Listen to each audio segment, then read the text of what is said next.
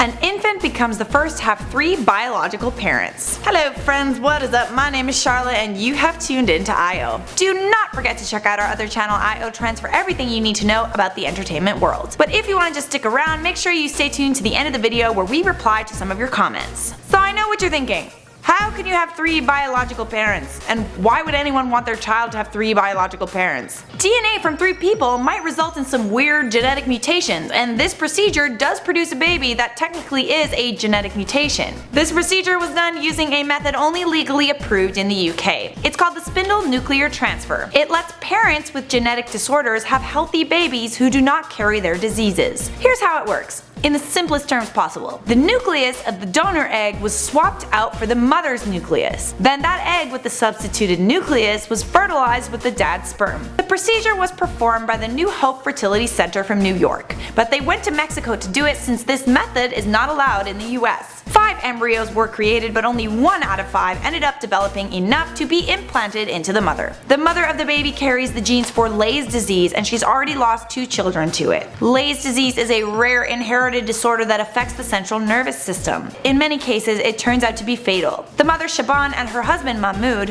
have suffered 4 miscarriages as well as a direct result of the disease, and they were pretty much out of ideas. This technique was actually banned when it was tried out first in the 90s. The children born from it went on to have genetic disorders, and many were accusing the method of playing God. The FDA stopped the method, citing safety and ethical concerns. Several people were born using the procedure before it was stopped. 3-parent in vitro fertilization was approved in the UK in 2015, but hasn't been carried out in the UK yet. So what was different about this case? Why was the baby born healthy? Well, apparently it had something to do with the embryo. The team used a male embryo to avoid passing on any inherited mitochondrial DNA. Mitochondrial DNA provides the power for the cell, and it's sort of like a cell's battery. Apparently, 25% of this mother's DNA had infected mitochondria. But will this baby be healthy and stay healthy? The baby is now 5 months old as it stands, and the parents waited since its birth in April to make sure that it did not have the same genetic disorders that killed its siblings. The baby was tested, and it was found that less than 1% of the baby's mitochondria carried the mutation. The baby, named Abraham, will continue to be monitored to make sure the levels remain this low,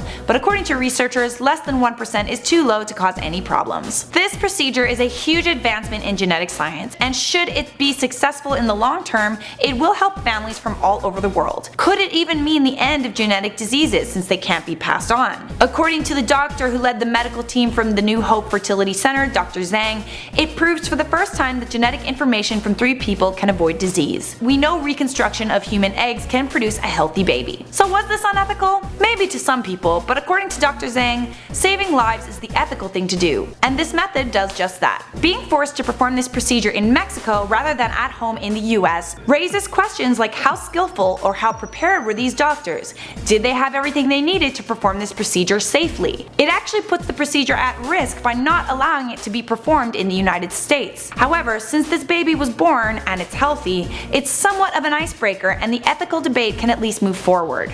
Alright guys, I'll now reply to a few of your comments from previous videos. Louis J said on our presidential debate highlight video, I thought IO was an unbiased news/facts channel. All that she was saying was favoritism. I'm not a Trump supporter as I'm from the UK, but maybe we have a different perspective on it. Clearly IO could have looked at both Trump and Clinton in a equal light. Good job IO. I assume that's sarcastic. First of all, from where I stood, there was no other side to take.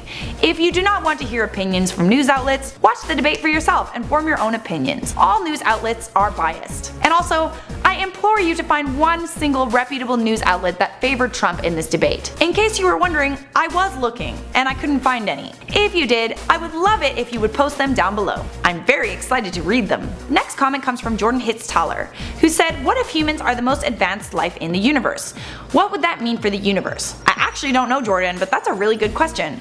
Until we find evidence to suggest otherwise, we are the most advanced life in the universe. I guess that would mean we have even more of an obligation to continue the human race and colonize the universe. Next and last comment comes from Zainab K. What color do you think aliens are? Well, based on reports, I think they're probably gray or green. But wouldn't it be cool if they were iridescent or transparent? Anyways guys, that's all for now. I'll see you in another video.